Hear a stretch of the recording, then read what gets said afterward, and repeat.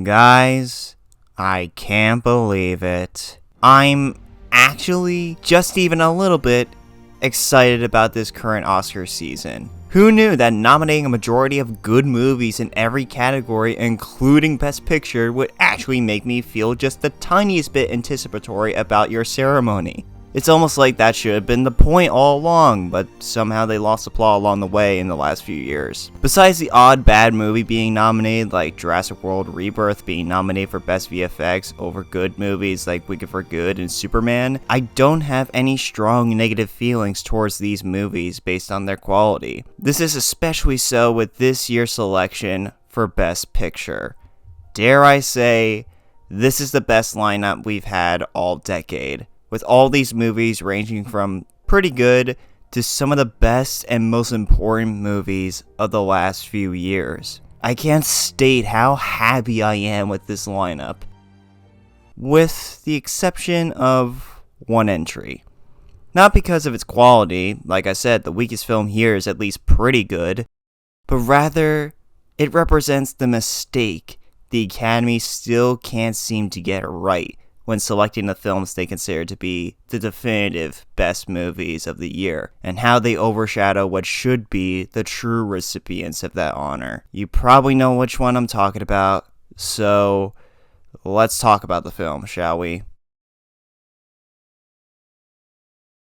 We were so close to a perfect Best Picture lineup. It was on the verge of greatness. It was this close. Like, one, if it was just an accident, Blue Moon, or no other choice nomination, and it would have been a flawless selection. And then F1 came in.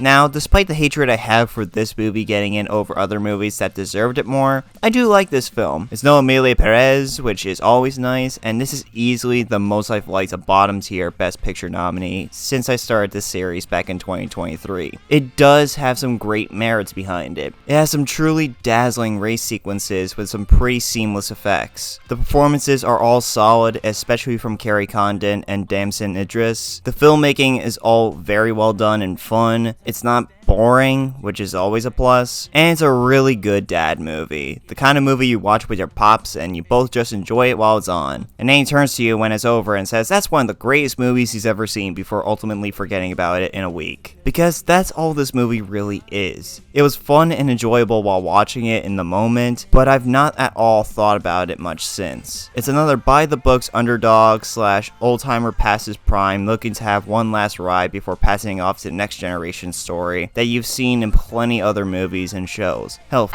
Cars 3 did this back in 2017. Are you kidding me? It's an easy road to success, but in a year where filmmakers and writers broke through social barriers with their films that spoke loudly to the times we're living in right now, easy is not at all what we're looking for. For being a loud, bombastic movie, it'll probably win Best Sound, but beyond that, it has no shot anywhere else. It's upsetting to see that despite nominating some truly important features this year, the Academy still can't let old habits die by nominating another safe, inoffensive movie that doesn't represent what film was in 2025.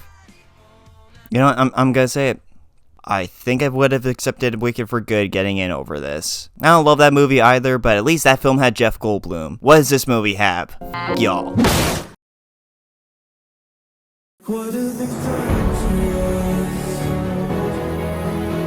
The Secret Agent was the last film I caught for this ranking, and one that didn't fully grasp me into its narrative during its first hour, but it really won me over by the end. It follows a man on the run in 1977 Brazil because of circumstances in his past trying to find some semblance of peace with his son, only for him to be pulled deeper into a world waiting to kill him. It's a dense and challenging movie, not just in regards to the information that we learn, but also because of how the slow pace withholds that information until a certain point in the film. This does come with a price though, as even though what came about from learning that information was incredibly effective for the story and characters, the journey getting there was a bit too long for me. It just needed tighter editing in certain scenes for it to truly get me fully invested. I felt a bit lost for the first chapter and a half, but what kept me invested throughout it all was the vibrant filmmaking and a truly stellar ensemble.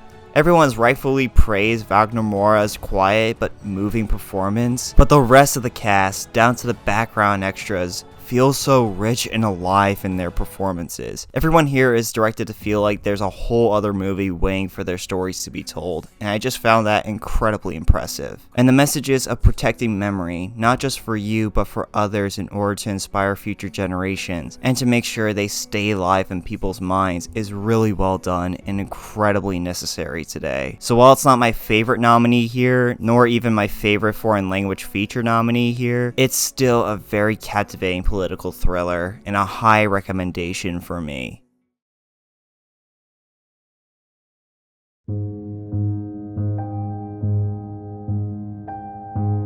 Train Dreams is one of the most gorgeous films I've seen in many years. Within this story of a man grappling with the changing landscape of America and the personal troubles and trauma he has to deal with, is the outstanding visuals that truly blew me away. The naturalistic lighting mixed with the very specific shot, color, and framing choices from the director and cinematographer achieved a level of beauty that we rarely see in movies these days. On top of that, the unexpected emotions I felt seeing this man deal with the world around him was impressively done. Joel Edgerton plays his role very genuinely and touchingly. His loneliness is felt throughout, and we just hope for the best for him, even when the country he lives in continues to strip him away bit by bit. I do wish we got more time with certain characters, and the narration got real annoying when it just explains what the characters are feeling. This film really could have done without that creative choice, and it would have been infinitely more impactful. But this is an inspired nomination and definite must-watch for those who enjoy slower-paced character studies.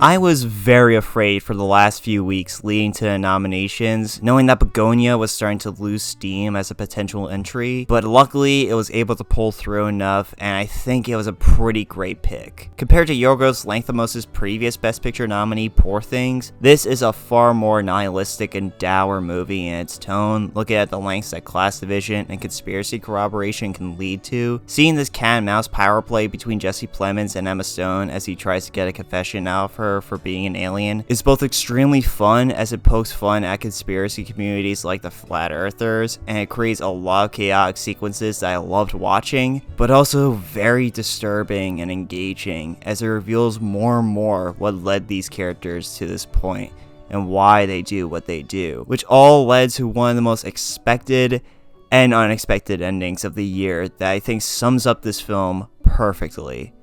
Nature always wins. It earned its screenplay nomination for sure. I also think the score was pretty inspired. It perfectly gave off that vibe of diving into a rabbit hole and seeing where it led, making it my dark horse favorite for best score this year. And even in a stacked year for performances, this had a great ensemble that played their roles to perfection, especially Jesse Plemons and Emma Stone. It may be a bit too long and it hasn't resonated with me the same way that Poor Things has, but still, it was a joy to watch, making for one of the most original and fascinating movies of the year.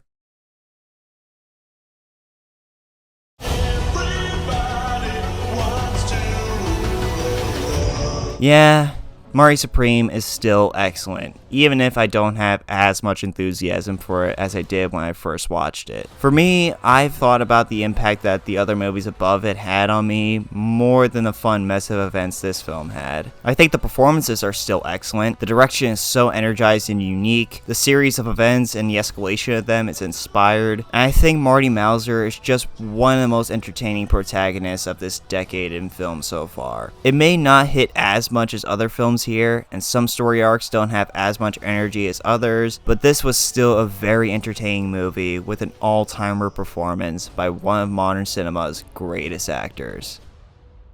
But really, costume and production design over Wicked for Good. Really.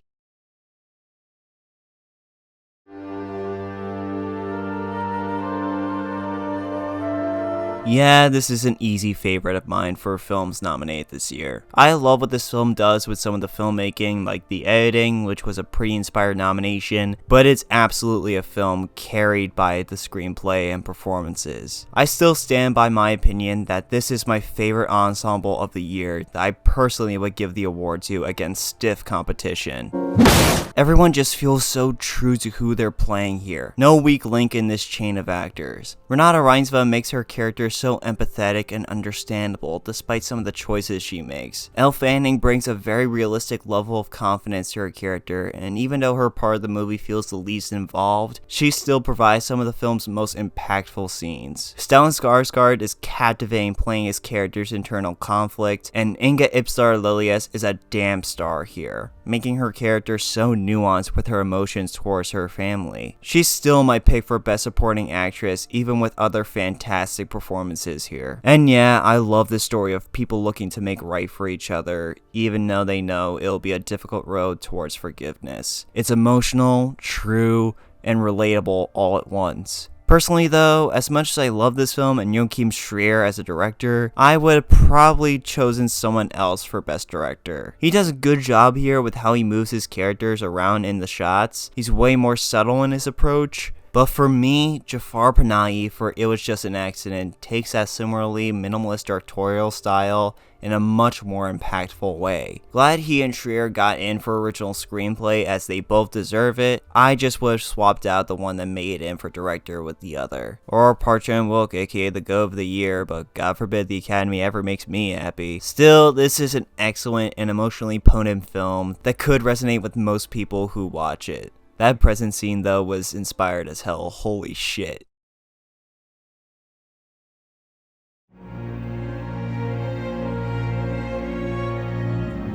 It's an emotionally manipulative movie. Make everything sad and people love it. God, I hate this argument so much, and it's only gotten worse with the release of Hamnet. Why do people make movies? Because they want to tell stories to pull audiences in. Why do we love stories? Because we love the feelings that those stories bring out of us. Why do we go to the movies? To feel the emotions that the artist is making them want us to feel. It's baffling that the basis of storytelling is now being criticized just because audiences are annoyed that this film made them feel sad. Make it make sense, guys.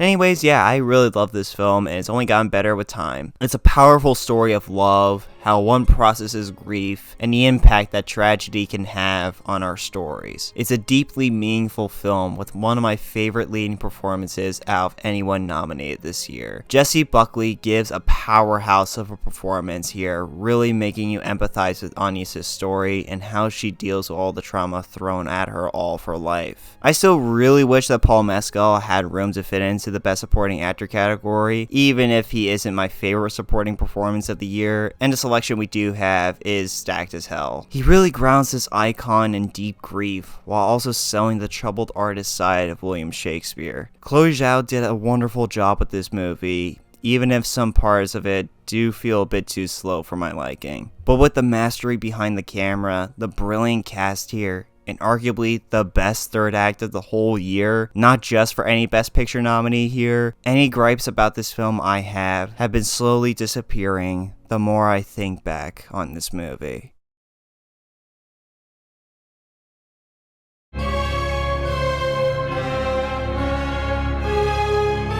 Oh hey look, it's the Oscar villain of this year.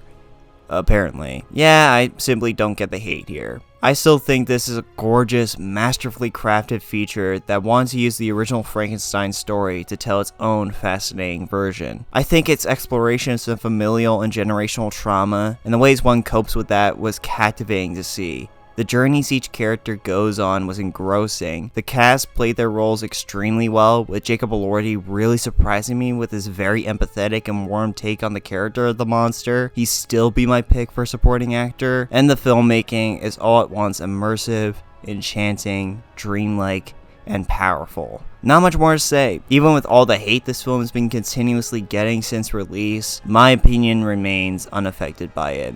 Everyone who disagrees with me, oh, too bad, so sad.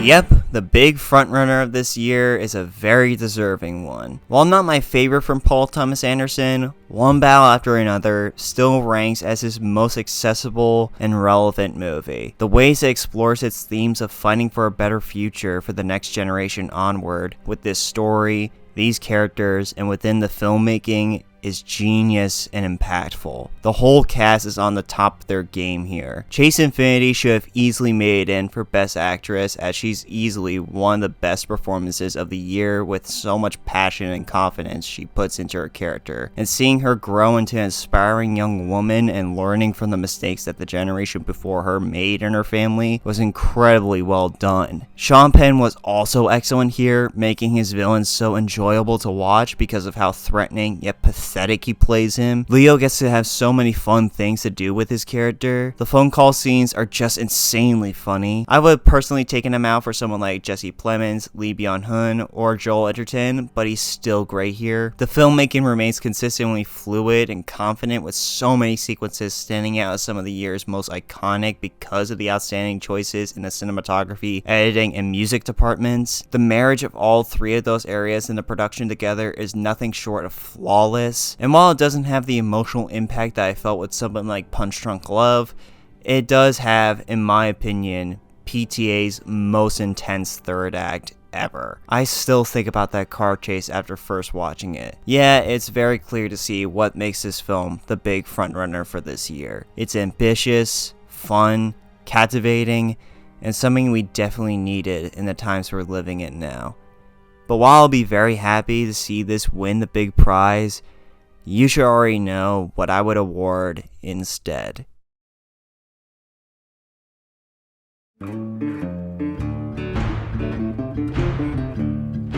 Best Original Song, Best Visual Effects, Best Sound, Best Original Score, Best Production Design, Best Makeup and Hairstyling, Best Film Editing, Best Costume Design, Best Cinematography, Best Casting, Best Original Screenplay, Best Supporting Actress, Best Supporting Actor, Best Actor, Best Director, Best Picture. 16 nominations. A new record in the Oscars' long history, and to me, they couldn't have awarded a better film from last year with that honor than Sinners.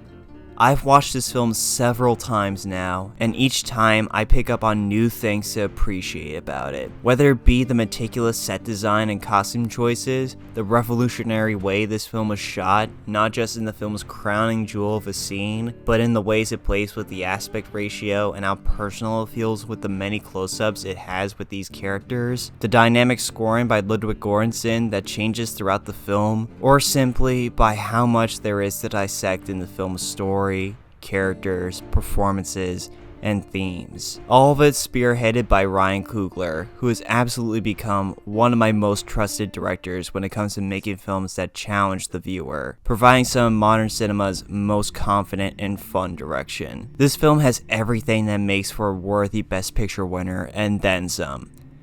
Even if I think the editing for the film can be a bit too choppy for me, like in the third act. Again, no other choice was sitting right there, waiting for a chance to sit at the table with the others, dumbass Academy. But whatever gripes I might have in the edit and some of the mechanics in the vampire lore, doesn't change the fact that this is still the reigning king of 2025 for me. One of the greatest movies of the decade so far, and dare I say, maybe even of all time. Fuck you, Variety and Rolling Stones. And now for the section you've all definitely been waiting for, the Paddy Wagon's objectively correct Best Picture lineup. And of the original nominees, I would literally keep over half of them. Frankenstein, Hamnet, Marty Supreme, One Battle After Another, Sentimental Value, and Sinners. And even then, I struggled with choosing my final 4 replacements because there were just so many good ones to choose from this year. But I settled with these. Blue Moon absolutely deserved to be here. It had every right to, with both an original screenplay and Best Actor nomination. It's a brilliant chamber piece with exceptional dialogue, and still my pick for my favorite leading male actor performance of the whole year. I don't give a fuck, the Chainsaw Man movie Reze arc was fun as shit, and it's just as out there with its premise as something like Everything Everywhere All at Once was. And that shit won Best Picture. No excuse to not nominate this film as well, with its stellar action and deeply emotional love story. Also, not only should it have gotten a Best Animated Feature nomination, but also Original Song for Iris Out. Literally outclasses almost all the nominees there, even over Golden. Don't care, Soulja Boy supremacy. But maybe not over I Lied to You, we can keep that one. Still though, it deserves to be there far more than F1, and there's no denying that. And I flip-flopped a bit on these final two spots with It Was Just an Accident, No Other Choice, and Wake Up Dead Man. But I went with the international films with this one. The Knives Out films have always found a place in the Oscars, with the other two films receiving Best Screenplay nominations for their respective years. So this year, we don't necessarily need another nomination for the franchise, even if I like the script more than the previous film. Meanwhile, the Academy just keeps ignoring the work that directors like Park Chan-wook and Jafar Panahi have done with their films. And this is no different this year with both No Other Choice and It Was Just an Accident. Both these films really strapped us into some of the most memorable stories of the year, as well as having some of the most mesmerizing directorial visions I've seen this decade. It Was Just an Accident was a very bold and eye-opening experience, while No Other Choice presented some of the most inspired visuals of the decade so far, paired with a very entertaining and bonkers story, and both films contain some of the year's best performances as well. I could accept an original screenplay and foreign language feature nomination for the former, but seeing the latter get completely rejected and shut out of any nominations brought me no joy whatsoever. Hopefully one day both these directors will finally receive their own nominations, as they both continuously produce some of cinema's most outstanding works in the last few years. Hey wait, what about War of the Worlds? Okay, bye!